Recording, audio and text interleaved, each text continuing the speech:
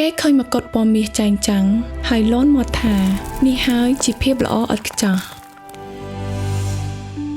គ្មាននរណាដឹងទេថា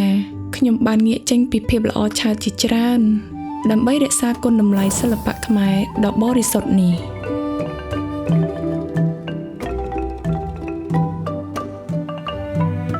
វាលំបាកក្នុងការហ្វឹកហាត់